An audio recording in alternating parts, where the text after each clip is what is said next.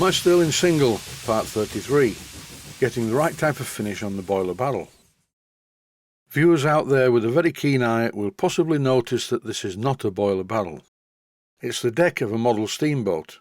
I built some of these a few years ago, and I made a 5-hour instructional video series all about it.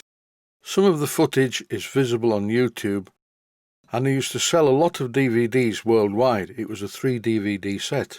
But now the entire 5-hour series is available for my Patreon supporters to watch if you're on the $5 tier. As you can see, the varnish finish is quite good. And it wasn't difficult to do, it was just very time consuming.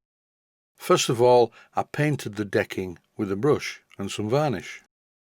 And then with some 400 grade wet-to-dry sandpaper and this sanding block, and with the help of quite a lot of water, I thoroughly rubbed down the top decking until it looked like this. I put the bollards in place temporarily just for the shot.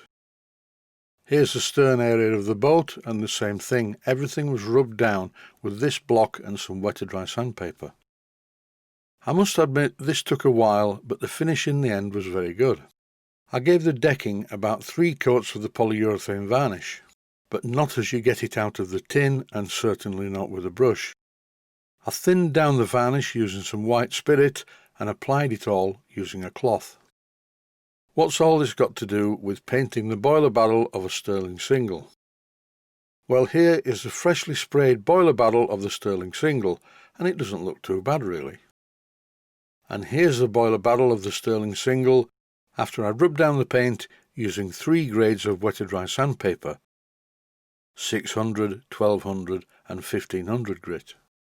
This is after I ran the engine on steam to bake on the paint, and the finish is really not bad. The next part of the operation is to use some of this. This is called Rapid Scratch Remover T-Cut. This arrived from Amazon yesterday, and it's very strange stuff. I've never used it before. It's more like a gel. But it does what it says on the bottle. After much rubbing, some of the green paint was coming off on the cloth, which is always a good sign. It's very fiddly and very labour intensive, and the main problem with this barrel are the boiler bands and the handrail mountings. Without these it would be much simpler. This took a while, far longer than I'm showing on the video. I rubbed and rubbed and rubbed, and after all that rubbing not a single genie appeared. Very disappointing. Nevertheless, I carried on, and I applied more of the T-Cut compound and rubbed it over the paintwork. Quite a long time ago, a friend of mine who worked at a curtain company used to give me parts of the roll ends of the lining that they use for the curtains. When the big rolls of curtain lining came into the factory, the first thing they did was trim them to the size of the curtains they were making. It's absolutely perfect for wiping up oil on steam engines and everything in the workshop. There's a blemish in the paint on the top where I'm rubbing here. I'm giving this area an extra rub with some 1500 grade wet-to-dry sandpaper. Although in the end it did turn out not to be paint damage, it's a little bit of damage to the boiler wrapper. Don't forget this engine had been run for quite a long time in an unpainted state. And besides I can live with that, there are plenty of dints in the full size. As I start to finish the job and wipe away the T-Cut, it's looking quite good. But because of the inconvenience of the handrail stanchions, I still have a lot of corners that I need to get to. As these handrail stanchions are probably fitted with nuts on the inside of the wrapper, I don't want to risk removing one to find the nut falls to the bottom of the wrapper. Here once again I'm using a piece of curtain lining, and this time I'm going all over the boiler to polish it up. One problem that I'm well aware of soon becomes apparent. The cloth cannot remove the T-Cut that's right next to the boiler bands. However, I have a plan. First of all, I need to remove as much of the T-Cut as possible and polish up the paint.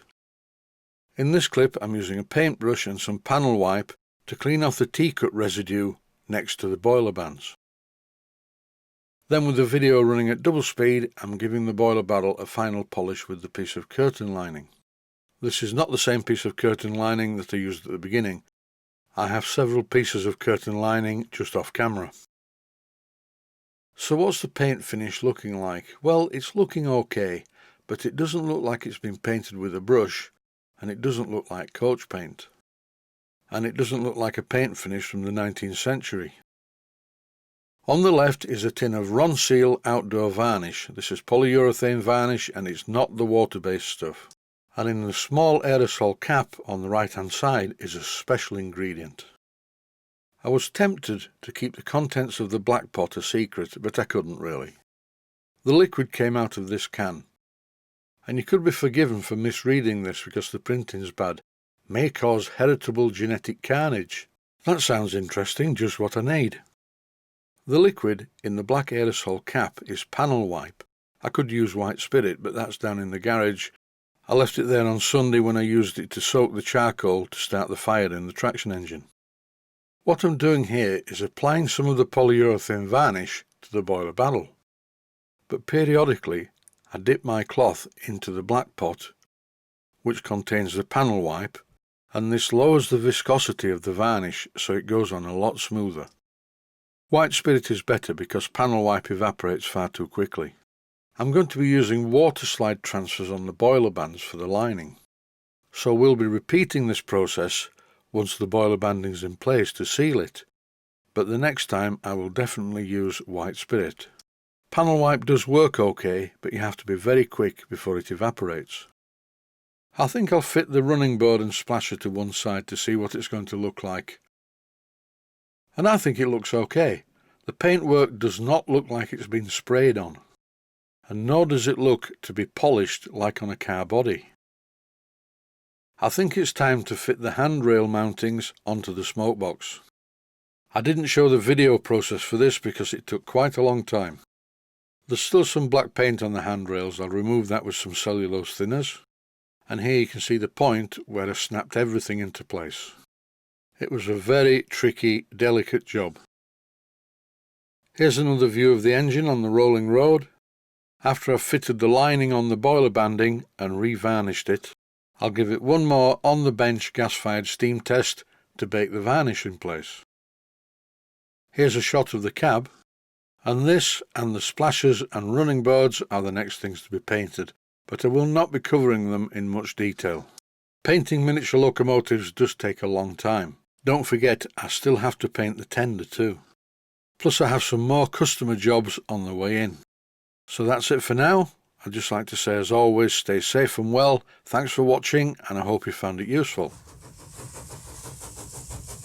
Please take the time to visit my Mainstream Models website. Click on the section of the website that says Video Playlists. And by doing that, you will find it very easy to find other videos that you may like to watch.